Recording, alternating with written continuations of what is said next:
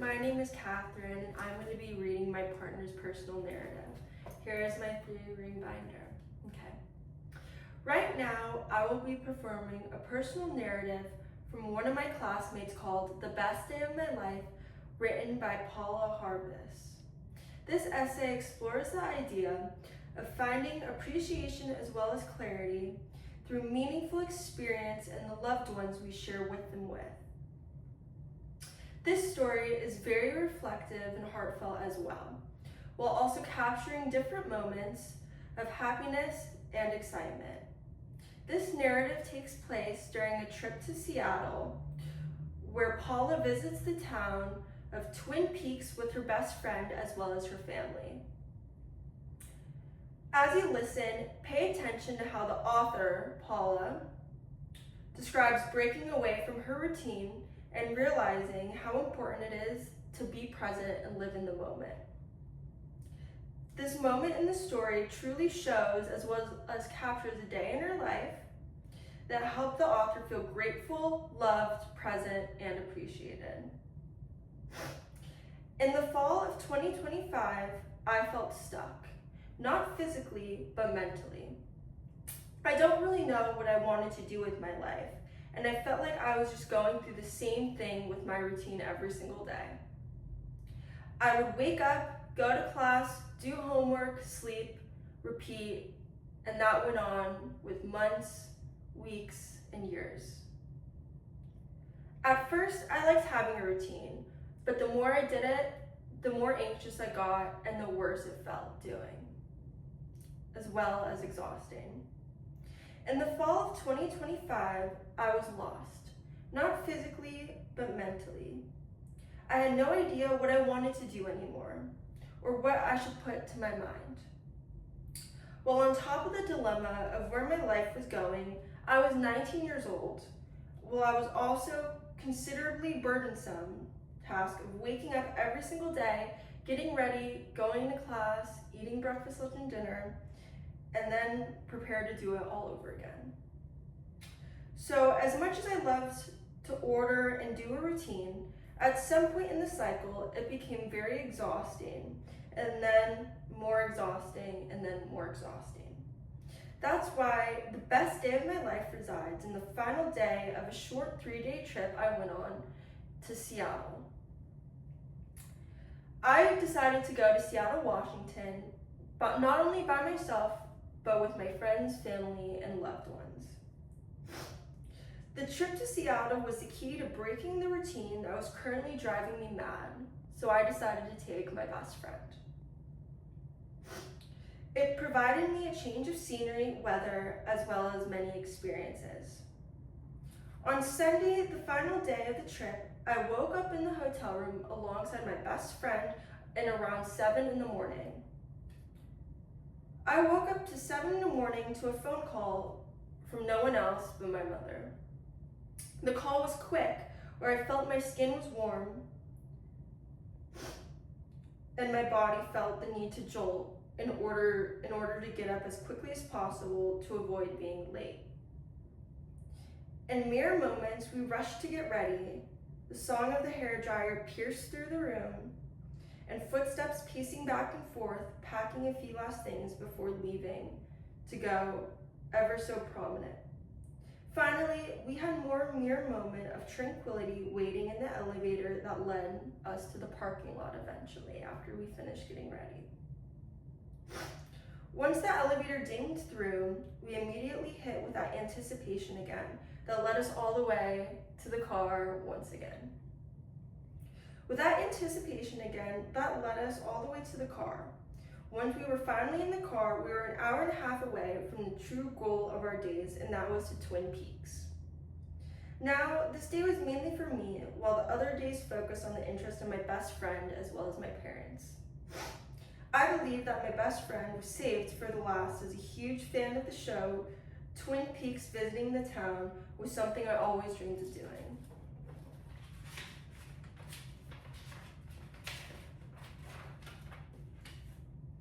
Turning a huge part of my life and interest into physical memory, I remember the drive very vividly. on the way to the fall season was so evident in Washington and was so mesmerizing. Every tree was orange, the floor was littered with leaves, the faint drew the night before, and so on and so on. The early November air was crisp, and despite not being considerably cold, as someone from California, I considered it to be very freezing. As we passed through the woods, over bridges, and by the mountains, all I could see was ponder. All I can do is ponder on this drive. Wedged in the back seat, was only looking out the window, and it was peaceful, faint music in my headphones. I could slightly bob my head to listen to, and also the constant correction of myself not going on my phone every time I accidentally grabbed it. Now, my reason was for not all my parts of my routine before the trip were entirely bad. But like how Sundays were noticeably race days for Formula One, I had to spend one of the greatest days of my life avoiding the moments in the mornings result like the plague. The trip was meant for new experiences, and for me, that meant putting my home stuff to the side. Though, as hard as it felt, the drive wasn't as long as it seemed, and as though we had been transported to another world. My eyes were wide with amazement of how a place that once felt so out of grasp was right in front of me. The diner from the show, the waterfalls, and even the bridges. All things I was physically able to reach with my hand were out of touch.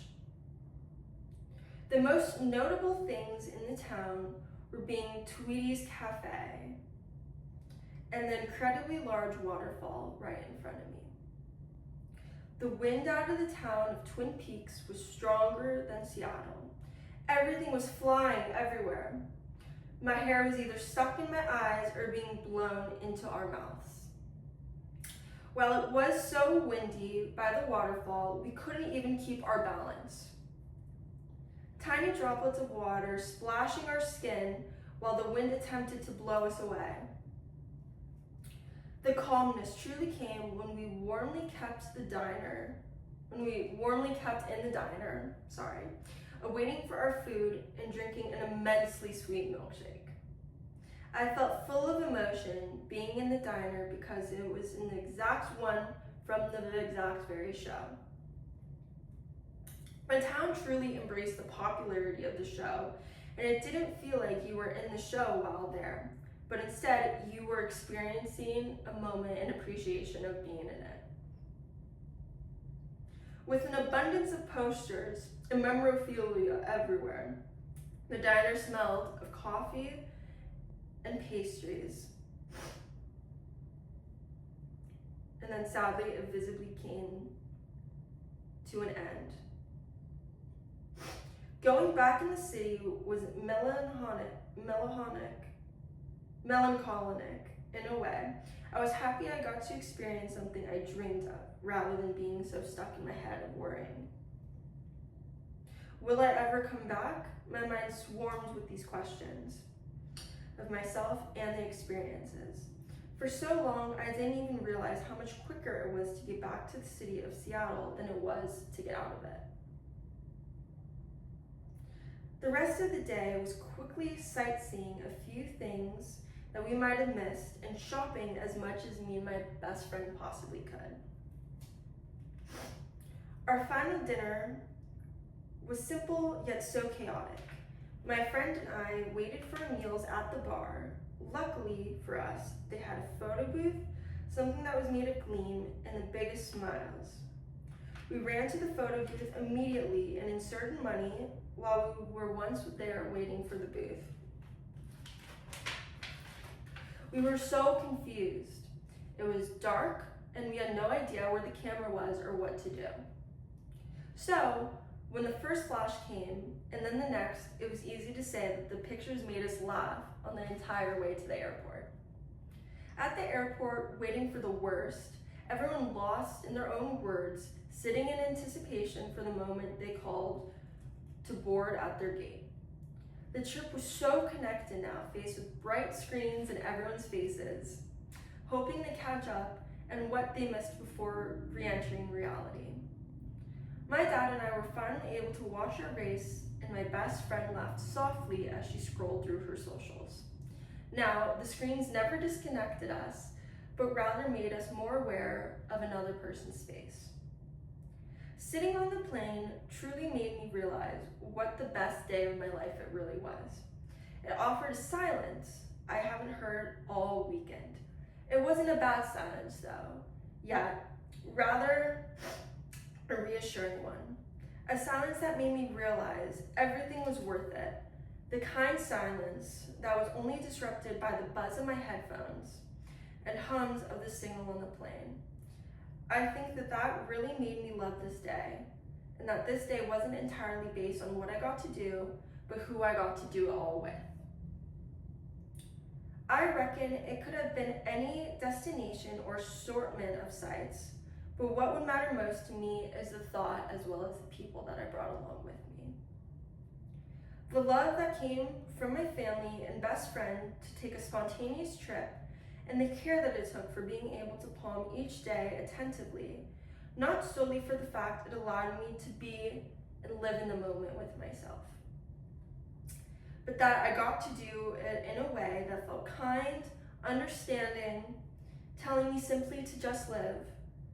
And whether the day is entirely perfect or flawed, all that mattered was that I was with my family.